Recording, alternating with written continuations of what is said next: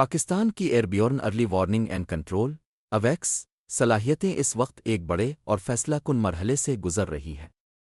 پرانے 03 کیرکورم ایگل کو تبدیل کر کے KJ-500 کو شامل کرنے کا فیصلہ صرف ایک نیا طیارہ لینے تک محدود نہیں بلکہ اس بات کا اعلان ہے کہ پاکستان اب جدید وارفر کے دور میں باقاعدہ داخل ہو رہا ہے، جہاں رفتار، درستگی اور ڈیٹا شیئرنگ ہی جنگ کے نتائج طے کرتی ہے۔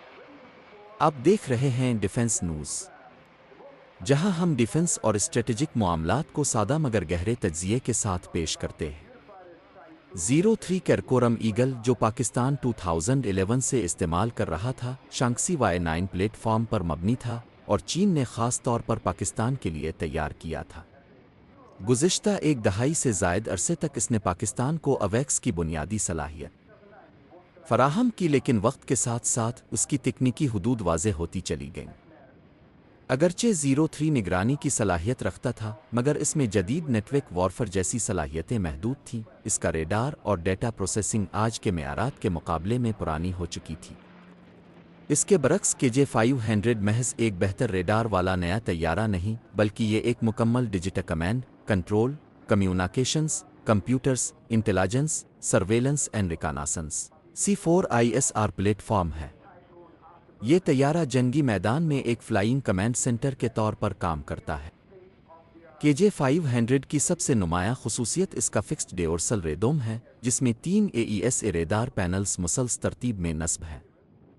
اس جدید ترتیب کی بدولت طیارے کو مکینیکل گردش کی ضرورت نہیں رہتی اور اسے مکمل 300 ریڈار کاوریج حاصل ہوتی ہے۔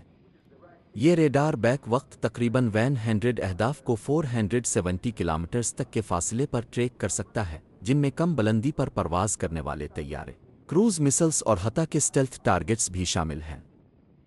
اس کے ساتھ جدید الیکٹرانک سپورٹ میجرز اور الیکٹرانک انٹیلیجنس سسٹمز بھی نصب ہیں، جو دشمن کے ریڈار اور کمیونیکیشن سگنلز کو فوری طور پر شناخت، تجزیہ اور درجہ بندی کر سکتے ہیں۔ 4 ٹربوپراپ انجنز کی بدولت KJ-500 تقریباً 8 to 12 آورز تک مسلسل پرواز کر سکتا ہے، جبکہ اس کی آپریشنل رینج تقریباً 5700 کلومیٹرز ہے۔ یہ طیارہ محفوظ ڈیٹا لنکس کے ذریعے JF-17، J-10C اور مستقبل کے JA اسٹیلتھ فائٹرز کے ساتھ براہ راست رابطہ قائم رکھتا ہے، ساتھ ہی زمینی ایئر ڈیفنس سسٹمز اور بحری اثاثوں کے ساتھ بھی ہم آہنگی پیدا کرتا ہے۔ اسی وجہ سے KJ-500 کو پاکستان کے لیے ایک کی ایئربیورن کمانڈ پوسٹ کہا جا رہا ہے۔ یہ پیش رفت خاص طور پر ان خلا کو پر کرتی ہے جو حالیہ برسوں میں بھارت کے ساتھ کشیدگی کے دوران نمایاں ہوئے۔ KJ-500 کی شمولیت سے پاکستان کی ارلی وارننگ، سچویشنل اویئرنیس اور کمانڈ کیپبلٹیز میں نمایاں اضافہ ہوگا، جو بھارتی فضائی برتری کے مقابلے میں ایک فورس ملٹیپلائر ثابت ہو سکتا ہے۔ یہ نظام چین سے حاصل کیے گئے دیگر جدید ہتھیاروں جیسے JA اسٹیلتھ فائٹر اور HQ-19 ایئر ڈیفنس سسٹم کے ساتھ مل کر کام کرے گا، جو اس بات کا ثبوت ہے کہ چین اور پاکستان کے درمیان اسٹریٹجک عسکری تعاون مزید گہرا ہو رہا ہے۔ اہم بات یہ ہے کہ KJ-500 کو شروع سے ہی نیٹ ورک آپریشنز کے لیے ڈیزائن کیا گیا ہے۔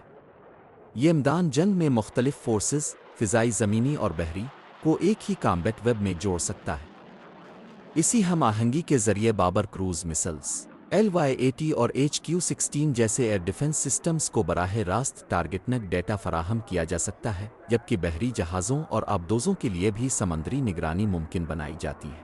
اگرچہ ساب 2000 اویکس نے بھی پاکستان کی سروس میں بہترین کارکردگی دکھائی ہے، لیکن KJ-500 اپنی جدید AESA ریڈار ٹیکنالوجی اور بہتر وارفر صلاحیتوں کی بدولت ایک واضح تکنیکی جست ہے۔